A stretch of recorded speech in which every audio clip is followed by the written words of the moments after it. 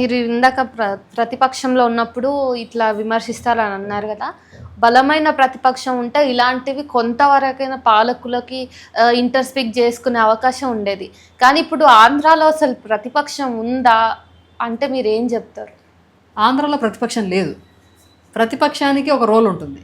ప్రతిపక్షం కూడా అవే రాజకీయాలతో ఉన్నప్పటికీ, ఒకవేళ వాళ్ళ ఎజెండాలు, వాళ్ళ డెవలప్మెంట్ మోడల్ ఒకటే అయినప్పటికీ, కనీసం పాలసీస్ మీద మాట్లాడుతుంది అపోజిషన్. పాలసీస్ మీద మనకి బలమైన వాయిస్ వినిపించట్లేదు. లేదు. జగన్మోహన్ రెడ్డి ఈ మధ్య కాలంలో కూడా మాట్లాడాడు, ఇంకో 3 ఏళ్ళు ఉండండి, 4 ఏళ్ళు ఉండండి, నేను మళ్ళీ సీఎం అవుతాను, మీ కష్టాలు తీరుస్తాను. అంటే 4 ఏళ్ల తర్వాత 4 ఏళ్ల వరకు వెయిట్ చేసి, ఒకవేళ కష్టాలు తీరుస్తాడని అనుకుందాం, ఉదాహరణ అంటే కాసేపు అనుకుందాం, 4 ఏళ్ల వరకు వెయిట్ చేసి ఓటు వేయడం మాత్రమేనా ప్రజలు చేయాల్సింది? ప్రజల రోజువారీ సమస్యల్ని ప్రభుత్వాలని క్వశ్చన్ చేయడం ద్వారా, ఉద్యమాలు చేయడం ద్వారా కూడా అడ్రస్ చేయొచ్చు, పరిష్కరించవచ్చు. అట్లాంటి ఉదాహరణలు కూడా ఉన్నాయి. దాన్ని నడిపాయి కూడా ప్రతిపక్షాలు. అవును. కరెంటు ఛార్జీలు పెంచినప్పుడు, చంద్రబాబు టైంలోనే కరెంట్ ఛార్జీలు పెంచినప్పుడు ఒక పెద్ద మూమెంట్ వచ్చింది. దాన్ని మొత్తం అపోజిషన్ పార్టీలన్నీ నడిపాయి, లెఫ్ట్ పార్టీలు ముందు ఉండి నడిపించాయి. ఇదంతా జరిగింది. కానీ అట్లాంటి ఒక మాస్ మూమెంట్ లేదు. అంటే చాలా వరకు దేశంలో చాలా అట్లాంటి వ్యాక్యూమ్ ఉంది, కానీ ఏపీలో కొట్టొచ్చినట్టుగా కనపడుతుంది. కారణం ఏంటంటే బీజేపీకి వ్యతిరేకం కాదు, వీళ్ళెవరూ బీజేపీకి వ్యతిరేకం కాదు. మొత్తంగా దేశాన్ని వాళ్ళు ఒక విజన్ పెట్టుకున్నారు కదా, ఆ వైపుగా నడిపిస్తున్నారు. కార్పొరేటైజేషన్ ఒకటి, రెండోది హిందుత్వ ఎజెండా, దీని వైపుగా దేశాన్ని నడిపిస్తున్నారు. ఈ ఎజెండాని వ్యతిరేకించే బలమైన ప్రతిపక్షం ఇక్కడ లేదు. కాంగ్రెస్ ఉన్నప్పటికీ నామమాత్రంగా ఉంది. అవును. చాలా సందర్భాల్లో వాళ్ళ ఫ్యామిలీ విషయాలు చర్చకు వస్తున్నాయి. అవును. ఎందుకంటే అక్కడ ఒకే ఫ్యామిలీకి చెందిన వాళ్ళు 2 పార్టీలలో ఉండడం వల్ల డెవలప్మెంట్ మోడల్, ఈ మోడల్ ఆఫ్ డెవలప్మెంట్ గురించి ఎవరు క్వశ్చన్ చేయడం లేదు. రోజువారీ ప్రజా సమస్యల గురించి ఎవరు మాట్లాడడం లేదు. సాంఘిక బహిష్కరణ లాంటి ఒక దారుణమైన సంఘటన జరిగితే మామూలుగా ప్రతిపక్షాలు అటువంటి అంటే దీనికి ఒక పెద్ద కేంద్ర ప్రభుత్వాన్ని వ్యతిరేకించాల్సిన అవసరం కూడా లేదు ఇక్కడ. అవును. దాన్ని ఆ ఇష్యూ అడ్రస్ చేయడానికి అక్కడికి వెళ్ళి ఒక మూమెంట్ని బిల్డ్ చేసే ప్రయత్నం కూడా చేయలేదు. చాలా చప్పగా ఒక పంచాయతీ చేసి వాళ్ళే చల్లారు చేశారు దాన్ని. అవును. సో అది మనకు బాగా కనపడుతుంది. ప్రతిపక్షం కూడా లేని ఒక దుస్థితి ఆంధ్రప్రదేశ్లో ఉంది. అక్క, ఈ క్వశ్చన్తో ఎండ్ చేస్తున్నందుకు నాకు కూడా అంతేం మంచిగా లేదు. సో మీ ఆంధ్రప్రదేశ్ రాజధాని ఏంటిది అంటే ఎవరైనా అడిగినప్పుడు ఈ క్వశ్చన్ చాలా కామెడీ అయిపోయింది. తెలంగాణ వాళ్ళు ఆంధ్ర వాళ్ళని అడగడం. అప్పుడు మీరు బీయింగ్ యాజ్ ఆంధ్ర సిటిజన్ ఏం చెప్తున్నారు? అంటే నన్ను కూడా అడిగారు ఇంతకుముందు. నేనేం చెప్పానంటే రాజు ఉన్న చోటే రాజధాని అని చెప్పాను. అంటే రాజధాని అనేది పరిపాలనా సౌలభ్యం కోసం ఒక కేంద్రం కావాలి, పరిపాలన కోసం ఒక కేంద్రం కావాలి, అదే రాజధాని. అంతకు మించి దానికి ఇంపార్టెన్స్ ఉండాల్సిన అవసరం లేదు. వీళ్ళు ఏం చేశారంటే రియల్ ఎస్టేట్ ఇంట్రెస్ట్ తోటి అక్కడ విపరీతంగా సంపదని దండుకోవడం కోసం ఒక ప్రపంచ స్థాయి రాజధాని అనే ఒక మోడల్ని తీసుకొచ్చారు. అంటే ఇట్లాంటి వాటికి ప్రజెంట్ చీఫ్ మినిస్టర్ చాలా ఫేమస్ అనమాట. ఎప్పటి నుంచో మాట్లాడుతున్నాడు ఆయన విజన్ గురించి, నేను సంపద సృష్టిస్తాను అది. అంటే కార్పొరేటైజేషన్కి ఆయన ఒక బలమైన ప్రతినిధి. నేరుగా రాష్ట్ర ప్రభుత్వమే విదేశీ కంపెనీలతో డీల్స్ కుదుర్చుకునే ట్రెండ్ కూడా ఒకటి మొదలుపెట్టింది ఈయనే. సో ఆయన ప్రపంచ స్థాయి రాజధాని ప్రతిపాదన చేసి దానికి ఏదో చేస్తున్నాడు, కానీ దాన్ని రాజధానికి అంత ఇంపార్టెన్స్ ఇవ్వక్కర్లేదని నేను అంటాను. ఓకే. ఒక చోట సెక్రటేరియట్ ఉండాలి, ఆ కేంద్రంగా ప్రభుత్వం తన విధులు నిర్వర్తిస్తుంది. రాజధాని అంటే మొత్తం ఇండస్ట్రీస్ అక్కడే ఉండాలి, మీకు అన్ని పరిపాలనా భవనాలు అక్కడే ఉండాలి, యూనివర్సిటీస్ అక్కడే ఉండాలి, రీసెర్చ్ అక్కడే జరగాలి. ఇదంతా నాన్సెన్స్. ఇదంతా రియల్ ఎస్టేట్ ఇంట్రెస్ట్ తోటి అంతా ఒక చోట కన్సాలిడేట్ చేసి వీలైతే ఎన్ని భూములు వీలైతే అన్ని భూములు, ఎంత రియల్ ఎస్టేట్ చేసుకుంటే అంత అట్లా ఒక అట్లాంటి ఒక మోడల్ అది మంచిది కూడా కాదు, అది రాష్ట్రానికి మంచిది కూడా కాదు. మీరు అమరావతి రాజధాని పెడతారా? ఇప్పుడైతే అమరావతి అయిపోయింది కదా, అక్కడ పంట పొలాలు మొత్తం ధ్వంసం చేసేసారు. ఇక్కడ ఏం లేదా, 3 కార్లు పంటలు పండించి చక్కగా పంటలు పండించే పంట భూములు ఇప్పుడు అన్ప్రొడక్టివ్ అయిపోయాయి. సో ఆ అన్ప్రొడక్టివ్ ల్యాండ్స్లో వాళ్ళు రాజధాని కడతారా, ఇంకోటి కడతారా అనేది ఇప్పుడు మిగిలి ఉంది. ఈయన మళ్ళీ వచ్చాడు, ప్రధానమంత్రి మళ్ళీ వచ్చాడు, మళ్ళీ రెండోసారి శంకుస్థాపన అన్నాడు, దానికి పెద్ద గ్యాదరింగ్ ఇదంతా, అంటే నేనే అమరావతి రాజధాని నిర్మాణం చేస్తున్నాను అనేది ఒకటి చెప్పదలుచుకున్నాడు ఆయన. కానీ మొత్తంగా ఆంధ్రప్రదేశ్ కదా అభివృద్ధి చెందాల్సింది, మొత్తంగా ఆంధ్రప్రదేశ్ని అభివృద్ధి చెందాలి. నేను రాయలసీమ నుంచి వచ్చాను. రాయలసీమ నుండి ఈ ఇటీవలి కాలంలో కాదు, ఈ 10 ఏళ్లలో కూడా ఎంతసేపు ఉన్న అమరావతి గురించి మాట్లాడుతున్నారు కానీ రాయలసీమ గురించి మీరు ఏం మాట్లాడతారు? ఎందుకంటే గతంలో శ్రీబాగ్ ఒప్పందం చేసుకున్నప్పుడు రాయలసీమలో రాజధాని పెడతాము అనే ఒక ప్రామిస్ కూడా ఉంది.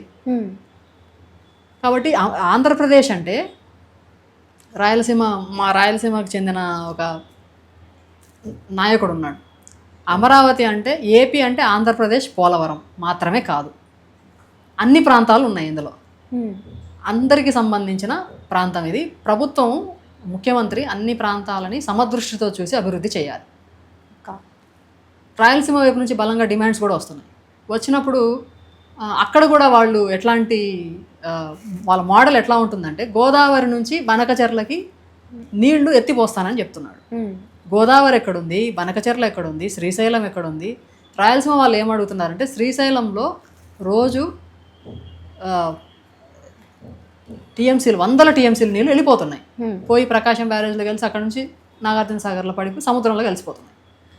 సో ఈ 100 టీఎంసీల నీళ్లు ఎంతో కొంత ఆపితే, అక్కడ ఒక చిన్న అలుగు కడితే సిద్ధేశ్వరం దగ్గర 50 టీఎంసీలు నిలపొచ్చు. ఆ 50 టీఎంసీలతోటి చాలా వరకు రాయలసీమకి నీళ్లు అందుతాయి. ఇప్పుడున్న దుస్థితి నుంచి తప్పించవచ్చు. ఇది ఎప్పటి నుంచో ఉన్న డిమాండ్. జగన్మోహన్ రెడ్డి ఉన్నప్పుడు, అంతకుముందు ఈ డిమాండ్ తోటి కొంత రైతులు చాలామంది కదిలారు. రేపు 31వ తేదీ కూడా చలో సిద్ధేశ్వరం అని ఒక అజిటేషన్ అది, ఒక పెద్ద మీటింగ్ ఉంది. చాలా తక్కువ ఖర్చు, కిందికి పోయే నీళ్ళని ఆపడం చాలా ఈజీ. ఆల్రెడీ కిందికి పోయిన దాన్ని, సింపుల్ లాజిక్ కదా, ఆల్రెడీ కిందకి పోయిన దాన్ని ఎత్తి పైన పోయడం. అవును, దానికి ఎన్ని లిఫ్టులు కావాలి, ఎంత ఖర్చు అవుతుంది, అది ఎక్కడో గోదావరి నుంచి పనకచెర్లలో పోస్తానంటున్నాడు. అది నేను ఎన్ని వేల కోట్ల ఖర్చు అయినా నేను చేస్తాను అంటున్నాడు. నువ్వు ఇది ఎందుకు చేయడం లేదు? ఇట్లాంటి సింపుల్ లాజిక్స్ ఉన్నాయి. ప్రజల వైపు నుంచి వచ్చిన డిమాండ్ ఇది. ప్రజల వైపు నుంచి ఒక డిమాండ్ వస్తే దాన్ని ఇగ్నోర్ చేసేసి వాళ్ళు ఇంకొక దాన్ని తీసుకొస్తున్నారు. జగన్మోహన్ రెడ్డి కూడా తక్కువేం కాదు ఈ విషయంలో. నిజంగా కొంతమంది అమాయకులు రాయలసీమకు సంబంధించిన వాళ్ళు జగన్మోహన్ రెడ్డి అధికారంలోకి వస్తే రాయలసీమకి ఏమైనా చేస్తాడేమో అనుకున్నారు. ఎందుకంటే అంతకుముందు జలయజ్ఞం పేరుతో ఈయన కొన్ని ప్రాజెక్ట్స్ కట్టాడు, వాళ్ళ నాయన కొన్ని ప్రాజెక్ట్స్ కట్టాడు. ఇదంతా సిద్ధేశ్వరం దగ్గర అలుగట్టం అంటే జగన్మోహన్ రెడ్డి ఏం చేశాడంటే లిఫ్ట్ ఇరిగేషన్ అన్నాడు. రాయలసీమ లిఫ్ట్ ఇరిగేషన్ ఒకదాన్ని తీసుకొని వచ్చి అది సుప్రీంకోర్టు దాకా పోయి తెలంగాణ వాళ్ళ అబ్జెక్షన్ చెప్తే అది ఆగిపోయి నానా రభస జరిగింది దాని చుట్టూ. సో అది 2 రాష్ట్రాలకి సంబంధించిన శ్రీశైలం నీళ్ల విషయంలో 2 రాష్ట్రాల ముఖ్యమంత్రులు కూర్చొని లేదా రిక్వెస్ట్ చేసి, మా ప్రాంతం ఇలా చచ్చిపోతుంది కరువులో, కాబట్టి చాలా చిన్న విషయం అది, దాన్ని చేయడం లేదు అంటే ఇట్లా ఉంటుంది. ప్రజల వైపు నుంచి డిమాండ్స్ లేవా అంటే ఉన్నాయి. సో మళ్ళీ ఒకసారి ఒక రాజధాని దగ్గరికి వస్తే, రాజధాని అనేది అంటే అది పరిపాలన కోసమే కానీ, సరే ప్రజలకు సంబంధం లేదని ప్రజలకు సంబంధం ఉంటుంది, కానీ దాని చుట్టూనే అన్నీ ఉండాల్సిన అవసరం లేదు. ఓకే, ఇప్పుడు నేను మళ్ళీ రిపీట్ చేస్తున్నది ఏంటంటే, హైదరాబాద్ రాజధానిగా బ్యాడ్ ఎగ్జాంపుల్ ఇది. మొత్తం ఉమ్మడి ఆంధ్రప్రదేశ్కే కాదు, హైదరాబాద్కి కూడా, లేదా తెలంగాణకు కూడా. ఎందుకంటే ఇది ఏం చేస్తుంది, ఇట్లాంటి నగరాలు ఏం చేస్తాయి అని అంటే, నగరాలు విపరీతంగా మైగ్రేషన్కి దారితీస్తాయి. చుట్టుపక్కల ప్రాంతాల్లో ఏ అభివృద్ధి లేకుండా, ఏ ఉపాధి అవకాశాలు లేకపోతే మొత్తం అన్ని టౌన్స్ నుంచి, అన్ని విలేజెస్ నుంచి సిటీకి వస్తారు. సిటీలో విపరీతంగా కాన్సన్ట్రేట్ అవుతుంది పాపులేషన్, అది విపరీతంగా బర్డన్ అవుతుంది. చాలా అంటే నీళ్ళ దగ్గర నుంచి, ట్రాఫిక్ దగ్గర నుంచి, ఎలక్ట్రిసిటీ దగ్గర నుంచి అన్ని సమస్యలే. పొల్యూషన్ కూడా ఒక సమస్య. ఇక ఉన్న భూములు సరిపోవు, ఇంకా భూములు కావాలి. ఉస్మానియా ల్యాండ్స్ తీసుకుందామా, హెచ్సియూ ల్యాండ్స్ తీసుకుందామా, దానికోసం ఇంకా అది తీసుకుందామా, ఇది తీసుకుందామా, గుట్టలు కొట్టేద్దామా, ఇట్లా ఇదే ప్రొసీడ్ అయితే, ఈ మోడల్లోనే, ఈ డెవలప్మెంట్ మోడల్లోనే ప్రొసీడ్ అయితే అది విపరీతంగా మైగ్రేషన్కి దారితీస్తుంది, ఎన్విరాన్మెంట్ని విపరీతంగా పర్యావరణ సంక్షోభానికి దారితీస్తుంది. సో ఈ సమస్యలన్నీ ఉంటాయి. పీపుల్కి సరైన లివింగ్ కండిషన్స్ కూడా నువ్వు ప్రొవైడ్ చేయలేవు. ఎందుకంటే సిటీస్ పెరిగితే స్లమ్స్ పెరుగుతాయి. సిటీ ఎంత పెరిగితే స్లమ్ అంత పెరుగుతుంది. ఎందుకంటే అక్కడికి మైగ్రేట్ అయిన వర్కర్స్ వస్తారు. సో వాళ్ళకి అక్కడ ఉండదు. ఇప్పుడు ఎక్కడెక్కడి నుంచో వ్యవసాయం గిట్టుబాటు కాక లేదా అక్కడ పనులు దొరక్క వచ్చేస్తున్నారు నగరాలు. ఇది ఒకదానితో ఒకటి ముడిపడి ఉన్న చాలా పెద్ద సమస్య.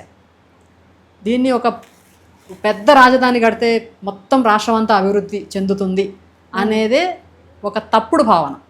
ఈ తప్పుడు భావన చుట్టూ 10 ఏళ్ళు మొత్తం నడిపారు వీళ్ళు. అన్ని చర్చల్ని ఒక తప్పుడు భావన చుట్టూ నడిపారు. సో అది కాదు. కాబట్టి అన్నీ ఫ్రెష్గా ఆలోచించాలి. వాళ్ళు ఎజెండా సెట్ చేయడం కాదు. రాజకీయ పార్టీలు కార్పొరేట్ ఇంట్రెస్ట్తో ఎజెండా సెట్ చేస్తారు. కానీ ప్రజాస్వామికవాదులు కమ్యూనిస్టులు ఏం చేయాలంటే ప్రజల వైపు నుంచి ఎజెండా సెట్ చేసి పాలకుల్ని డిమాండ్ చేయాలి. అప్పుడే ఉద్యమాలు ముందుకు వస్తాయి. ఇట్లాంటి న్యూసెన్స్ అంతా కూడా అప్పుడే పోతుంది. అంటే మతము, లడ్డు, అది ఇది, ఈ న్యూసెన్స్ అంతా అప్పుడే పోతుంది. వాళ్ళు కూడా ప్రజల డిమాండ్స్ మాట్లాడాల్సి వస్తుంది. ఇప్పుడు ఒక సమస్య ఏదన్నా రైజ్ అయినప్పుడు, ఇప్పుడు ఉదాహరణకి ఇక్కడ విద్యార్థులు హైదరాబాద్ సెంట్రల్ యూనివర్సిటీ భూముల గురించి సీరియస్గా ఒక మూమెంట్ ముందుకు తీసుకొచ్చారు, ఒక చర్చ ముందుకు తీసుకొచ్చారు. అన్ని పార్టీలు మాట్లాడే దాని గురించి. వాళ్ళకున్న ఎజెండాలు అన్నీ పక్కన పెట్టేసి అన్నీ మాట్లాడాయి. ఎందుకంటే మాట్లాడకపోతే వాళ్ళకి నష్టం, మాట్లాడకపోతే వాళ్ళ ఓటు బ్యాంక్ సమస్య. మాట్లాడతారు ఖచ్చితంగా. ఇష్యూస్ తీసుకురావాలి ముందుకు. తీసుకొచ్చే ఫోర్సెస్ ఉండాలి, డెమోక్రటిక్ ఫోర్సెస్ ఉండాలి. ఆ దిశగా ఇప్పుడున్న కమ్యూనిస్ట్ పార్టీలు కానీ ప్రజాస్వామికవాదులు కానీ ఒక సీరియస్ ప్రయత్నం చేయాల్సిన అవసరం ఆంధ్రప్రదేశ్లో ఉంది. మీరు ఇందాక ఏమంటారు రాయలసీమకి కూడా ఇష్యూస్ ఉన్నాయి అని అన్నారు కదా, మరి రానున్న కాలంలో రాయలసీమ ఈ ఆంధ్రప్రదేశ్ నుంచి నాకు కూడా ఫ్రీడమ్ కావాలి, లేకపోతే ప్రత్యేక రాష్ట్రంగా కావాలి అని చెప్పే పరిస్థితులు వస్తాయా? మళ్ళీ ఇంకొక పెద్ద మూమెంట్ స్టార్ట్ అయ్యే అవకాశం ఉందా ఆంధ్రప్రదేశ్లో? ఇప్పుడైతే రాయలసీమ ప్రజల వైపు నుంచి ప్రత్యేక రాయలసీమ కావాలనే డిమాండ్ లేదు.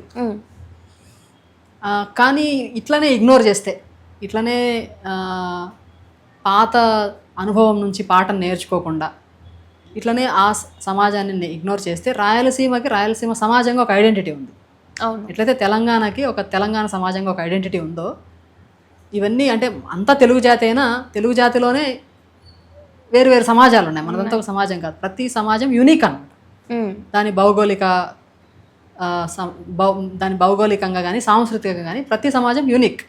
అట్లాంటి ఒక యూనిక్ సమాజము తనదైన ఐడెంటిటీని ఎప్పుడు తీసుకొని వస్తుంది అని అంటే తనని ఇగ్నోర్ చేసినప్పుడు.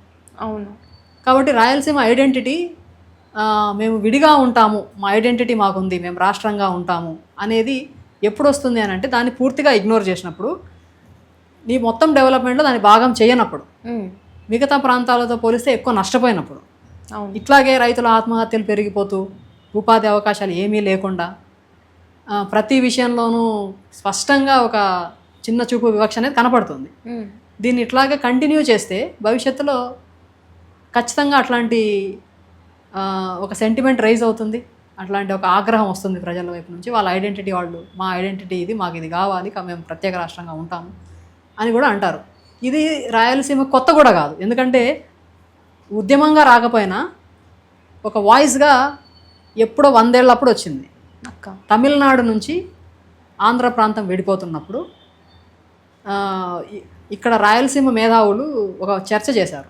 తమిళనాడు నుంచి విడిపోతున్నప్పుడు సరే తమిళులతో వివక్ష ఎదుర్కొంటున్నామని అంటున్నారు కదా, రేపు రాయలసీమ మీద ఆంధ్ర ప్రాంతం సమదృష్టితో ఉంటుందా, ఇట్లాగే వివక్ష చూపిస్తుంది. ఎందుకంటే అప్పటికే వాళ్ళకి చాలా అనుమానాలు ఉన్నాయి రకరకాల కారణాల వల్ల. ఆ లోతుల్లోకి పోతే అది పెద్ద చరిత్ర అనుకోండి. సో మాకు కొన్ని డిమాండ్స్ ఉన్నాయి, ఈ డిమాండ్స్ని నెరవేర్చాలి, లేదంటే మేము ప్రత్యేక రాష్ట్రంగానన్నా ఉంటాము, తమిళనాడుతో కలిసి ఉంటాం అని కూడా అన్నారు ఒక దశలో. సో ఆ చర్చ కూడా వచ్చింది అంతకుముందు. అంటే రాయలసీమకి ఒక ఐడెంటిటీ ఉంది, ఒక ప్రత్యేక అస్తిత్వం ఉంది అన్నమాట. సో ఇది ఇట్లా ప్రత్యేక అస్తిత్వంగా ఉన్నప్పుడు కూడా ఉద్యమం రూపొందడానికి ఒక అవకాశం ఉంటుంది.